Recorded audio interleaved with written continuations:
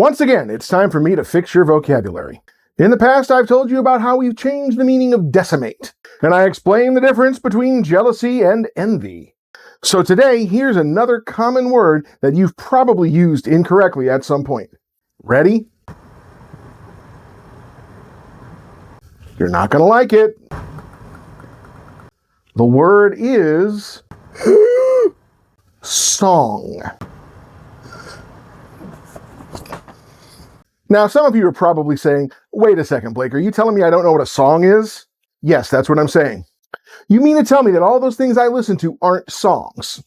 Well, no, I'm not saying that. I'm not saying that every time you use the word song, you're using it incorrectly, but odds are that at least some of the time you are. This comes up the most often, I find, when people are discussing television theme music.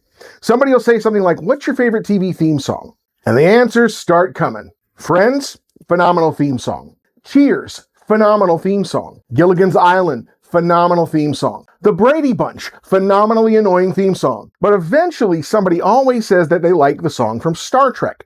And that's when I have to bite my tongue. Because Star Trek and a lot of other shows may have memorable musical introductions that do not qualify as songs. You see, the actual definition of the word song is a short poem or other set of words set to music with the intention to be sung. To put it another way, a song by definition has to have vocals. Music without vocals is not technically a song. The original series theme by Alexander Courage, not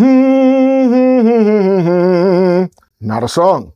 The Next Generation theme by Jerry Goldsmith, not a song. The Deep Space Nine theme by Dennis McCarthy, not a song. The Voyager theme, also by Jerry Goldsmith, not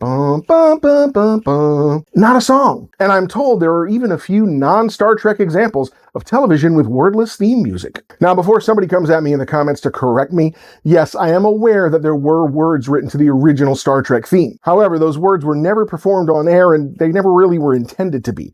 Gene Roddenberry wrote those words just so he could pocket half the royalty money for the Alexander Courage's theme song. There's Mr. Socialist Utopia for you. But regardless, even if the words were commonly known, the version that you see on the television show has none of them. There are no traditional vocals, although there is a soprano singing some of the high notes, which some people actually mistake for a theremin. Of course, then again, she's singing notes, she's not singing words. Look, it's a gray area. But you should hear those words in the original Klingon. Anyway, the point is, the noun song is what happens when somebody does the verb sing. If no one sings, it can't be a song. But wait a second, what if I just sing the notes? Does that make it a song? Doot-doot-doot-doot-doot. Well, it makes you a singer, technically. But no matter what you're doing in your own time, if the original version has no vocals, technically, no, it's not a song.